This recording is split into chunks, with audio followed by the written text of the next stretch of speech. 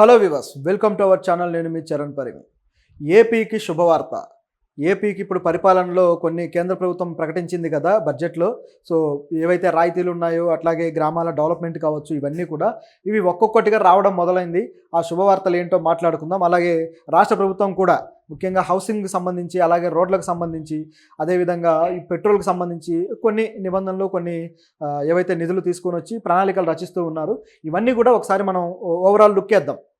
ముఖ్యంగా ఈ ఏదైతే సెంట్రల్ గవర్నమెంట్ నీతి ఆయోగ్ మీటింగ్ జరిగిందో, నీతి ఆయోగ్ పాలక మండలి మీటింగ్లో ముఖ్యంగా ఈ ఆంధ్రప్రదేశ్కి సంబంధించిన విషయాలు ప్రస్తావన తీసుకొచ్చినప్పుడు చంద్రబాబు గారు కొన్ని మాట్లాడడం జరిగింది. సో ఆయన మాటల్లో కూడా అనేక సూచనలు కేంద్ర ప్రభుత్వానికి చేశారు. అవి కూడా చాలా బాగున్నాయి. అవి కూడా మనం మాట్లాడుకుందాం. ఈ ఈ మీటింగ్ అయిపోయిన తర్వాత, నీతి ఆయోగ్ మీటింగ్ అయిపోయిన తర్వాత నీతి ఆయోగ్ ఒక విషయాన్ని వెల్లడించింది. అదేంటంటే ఏపీలో ఈ గ్రామాలకి, ముఖ్యంగా కరువు వెనకబడిన ప్రాంతాలు ఉన్నాయి కదా, ఈ వెనకబడిన జిల్లాలకి డెవలప్మెంట్ కోసం గ్రాంట్ రిలీజ్ చేస్తున్నాము అని చెప్పేసి నీతి ఆయోగ్ వెల్లడించడం జరిగింది. సో దీంట్లో భాగంగా కేంద్ర మంత్రి పంకజ్ చౌదరి ఈ విషయాన్ని తెలియజేశారు. సో ఏ జిల్లాలకు ఇస్తున్నారు ఏంటి అనేది గమనిస్తే, ఈ పథకం ఆల్రెడీ మనం ఇంతకుముందు చెప్పుకుంది. బడ్జెట్కి సంబంధించిన డిస్కషన్స్లో మనం 2-3 సార్లు చెప్పుకున్నాం. అదేంటంటే వెనుకబడిన జిల్లాలు దేశవ్యాప్తంగా దాదాపు 150 జిల్లాలకు పైగా ఉంటాయి. సో ఈ 150 జిల్లాలను కూడా ప్రత్యేకమైన గ్రాంట్ ప్రకటించి వీటిని డెవలప్ చేయడానికి కేంద్ర ప్రభుత్వం పూనుకుంది. సో ఆ 150 జిల్లాల్లో మన ఏపీ నుంచి కూడా ఉత్తరాంధ్ర జిల్లాలు ఉన్నాయి, అలాగే రాయలసీమ జిల్లాలు ఉన్నాయి, అలాగే ప్రకాశం జిల్లాను కూడా దీనిలో చేర్చడం జరిగింది వెనుకబడిన జిల్లాల్లో. సో ఇప్పుడు ఈ 7 జిల్లాలు, ముఖ్యంగా మన దగ్గర అయితే ప్రస్తుతానికి 7 జిల్లాలకి గ్రాంట్ రిలీజ్ అయింది. ఒక్కొక్క జిల్లాకి వచ్చేసి దాదాపు 300 కోట్లు శాంక్షన్ అవుతుంది. మొత్తం 7 జిల్లాలకి కలిపి 1750 కోట్లు. సో ఈ డబ్బుతోటి ఆ జిల్లాలో ఏదైతే సమస్యలు ఉన్నాయో వాటిని తీర్చడంతో పాటు ఆ జిల్లాల అభివృద్ధి కోసం ఉపయోగిస్తారనమాట. సో ఇది మంచి పథకం. కేంద్ర ప్రభుత్వం మంచి నిర్ణయం తీసుకొని దీన్ని డెవలప్ చేస్తుంది. సో ఇది ఏపీకి జరిగిన మేలు. అంటే ఏపీ అనే కాదు, దేశంలో అన్ని రాష్ట్రాల్లోని ఈ పథకం ఒకేసారి అమలవుతుంది. సో ఒకేసారి దీనికి నిధులు కూడా రిలీజ్ అవుతూ వస్తుంటాయన్నమాట. ఇది జరిగింది. సో ఇదిలా ఉంటే, ఇక నీతి ఆయోగ్ పాలక మండలి మీటింగ్లో చంద్రబాబు గారు మాట్లాడుతూ కొన్ని విషయాలు సూచించారనమాట. అదేంటంటే ఒకటి, పెట్రోల్కి సంబంధించి ఇప్పుడు ఇంధన సమస్యలు ఎక్కువగా పెరుగుతూ వస్తున్నాయి. పెట్రోల్ సమస్య ఎక్కువ అవుతుంది కాబట్టి గ్రీన్ హైడ్రోజన్ సిస్టమ్ని డెవలప్ చేయాలి మనము. సో దీన్ని కానీ మనం డెవలప్ చేసుకుంటే ఈ పెట్రోల్ అవసరాలు ఏవైతే ఉన్నాయో వీటిని మనం తగ్గించుకుంటూ ముందుకెళ్ళొచ్చు అనేది ఆయన సూచన. ఈ సూచన చాలా బాగుంది. సో దీంతో పాటు మరొక సూచన కూడా చేశారు. అదేంటంటే ముఖ్యంగా దేశంలో 10% ధనవంతులు ఎవరైతే ఉన్నారో, ఇప్పుడు అంబానీ, అదానీ ఈ టైప్లో ఒక పెద్ద పెద్ద ధనవంతులు, మల్టీ మిలియనీర్స్ ఉన్నారు కదా, వీళ్ళు అంటే టాప్ 10 10% పీపుల్ని తీసుకొని, అంటే 10 మంది అని కాదు 10% మంది వీళ్ళని తీసుకొని, వీళ్ళు దేశం మొత్తం మీద ఉన్న పేదరికంకి సంబంధించి దాదాపు 20% నిరుపేదలని దత్తత తీసుకొని వీళ్ళని డెవలప్ చేస్తే బాగుంటుంది అనేది చంద్రబాబు గారు చేసిన ఆలోచన.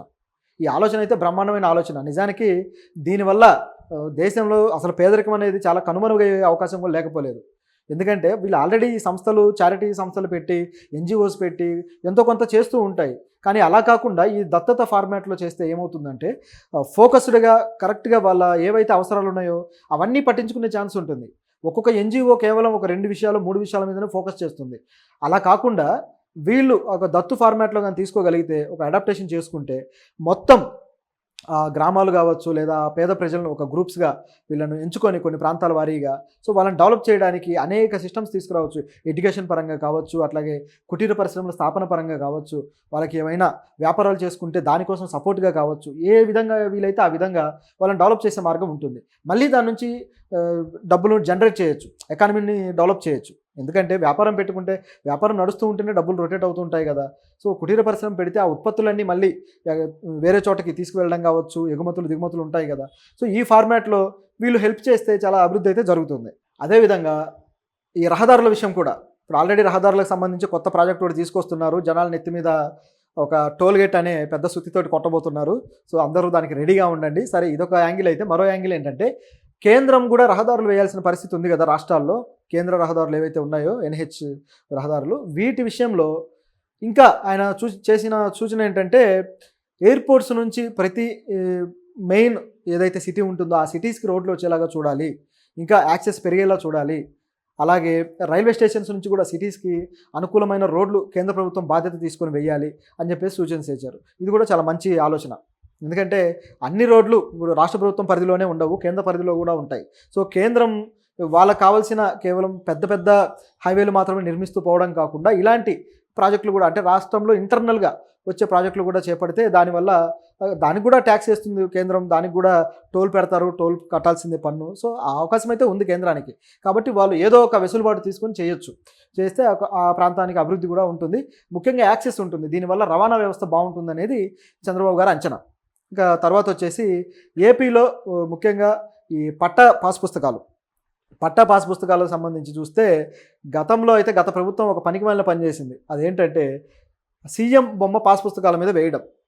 దీనివల్ల ఆ పాస్ పుస్తకం రైతుదా లేకపోతే ఆ వ్యక్తిదా లేకపోతే ఎవరిది, సీఎందా అనే క్వశ్చన్ బయలుదేరింది. అవి జీవితాంతం ఉండే కదా, వీటి మీద ఎందుకు బొమ్మలు అని చెప్పేసి బాగా విమర్శలు కూడా వచ్చాయి. అవసరమే లేదు, ప్రభుత్వం ఇస్తుంది కదా, జారీ చేస్తుంది కదా అనొచ్చు. కానీ అది ఎవరి సొత్తు కాదు, అది కష్టపడి సంపాదించుకున్న వాళ్ళ సొత్తు. దాని మీద వాళ్ళ బొమ్మలు ఉండాలి కానీ ఎవరి బొమ్మ ఉండటం ఏంటి? సీఎం ఈ రోజు ఉంటాడు, రేపు ఉండడు కదా.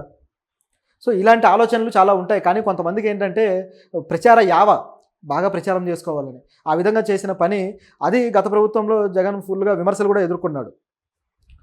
దాన్ని ఆసరా చేసుకొని ఇక ల్యాండ్ టైటిలింగ్ యాక్ట్లో కూడా ఇదే విధంగా మీ భూములు లాగేసుకుంటారు, సో మీ పట్టా పుస్తకాలు కూడా ఇవన్నీ లాగేసుకుంటారు, అది ఇదని చెప్పేసి దాన్ని తెలివిగా ప్రతిపక్షాలు వాడుకొని ఈరోజు అధికారంలోకి వచ్చాయి.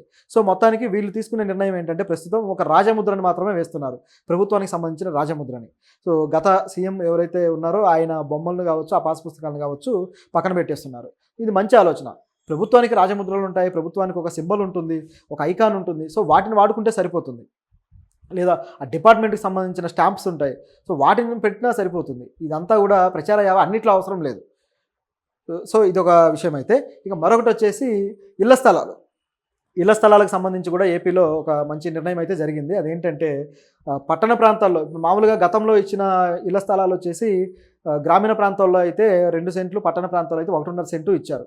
ఇప్పుడు ఏం చేశారంటే గ్రామీణ ప్రాంతాల్లో 3 సెంట్లు, పట్టణ ప్రాంతాల్లో 2 సెంట్లు అని ప్రకటించారనమాట. అలాగే ఇంటికి కూడా ఏదైతే హౌసింగ్ వాళ్ళు ఇచ్చే అమౌంట్ ఉంటుందో దాన్ని కూడా పెంచడం జరిగింది. సో ఈ విధంగా మంచి నిర్ణయం అయితే తీసుకున్నారు. ఎందుకంటే మరీ ముత్యమంతా ఇల్లు అగ్గిపెట్టెల్లాగా కట్టి మీకు ఏదో మేలు చేశామంటే కాదు కదా. సో తగినంత అవకాశం ఉండాలి. సో సమృద్ధి కలిగిన జీవితం అనే దాంట్లో ఇల్లు అనేది అత్యంత ముఖ్యమైన విషయం ఒక పేదవాడికి. సో ఇంకా మరే పేదవాడు ఇల్లు లేకుండా ఉండొద్దు ఏపీలో అనే నిర్ణయం కూడా సీఎం గారు తీసుకొని ఆయన అసెంబ్లీలో ప్రకటించడం అనేది చాలా మంచి విషయం. సో ఇవన్నీ ఈ విధంగా జరుగుతూ వచ్చాయి. వీటితో పాటు అమరావతిలో కూడా కూకట్పల్లి లాంటి ఒక ప్రత్యేక జోన్ని డెవలప్ చేయాలని చెప్పి ఆలోచిస్తున్నట్టుగా తెలుస్తుంది ప్రభుత్వం. ఎందుకంటే ఇప్పుడు ముఖ్యంగా ఈ కూకట్పల్లి ప్రాంతం కావచ్చు, లేకపోతే జర్నలిస్ట్ కాలనీ కావచ్చు, వీటిల్లో జర్నలిస్టులకి అలాగే కొన్ని వర్గాల వాళ్ళకి భూములు ఇవ్వడం, సో ఫ్లాట్లు ఇచ్చి వాళ్ళు అక్కడ నివాసం ఉండేలాగా ఏర్పాటు చేయడం వల్ల ఒక ఇన్ఫ్రాస్ట్రక్చర్ సిస్టమ్ అనేది కరెక్ట్గా ఏర్పడింది. సో అక్కడ నుంచి ప్రొఫెషన్స్ రన్ అవ్వడానికి స్కోప్ దొరికింది. సో అదేవిధంగా ఇప్పుడు కూడా అమరావతిలో ఇలాంటి ప్లాన్ ఒకటి చేస్తున్నారు. కూకట్పల్లిలో ఏ విధంగా అయితే చేశారో అదేవిధంగా జర్నలిస్టులకు కావచ్చు, మిగతా వర్గాల వారికి ఆ విధంగా ఇవ్వబోతున్నారు అనేది ఇప్పుడు వార్త. సో ఈ విధంగా ప్రభుత్వం అయితే కొన్ని చర్యలు మంచిగా తీసుకుంటూ వస్తుంది.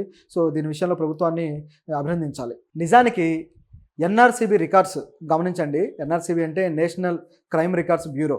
వీళ్ళ రికార్డ్స్ కానీ గమనిస్తే హ్యూమన్ ట్రాఫికింగ్ అనేది గతంతో పోలిస్తే ఇప్పుడు చాలా పెరిగింది.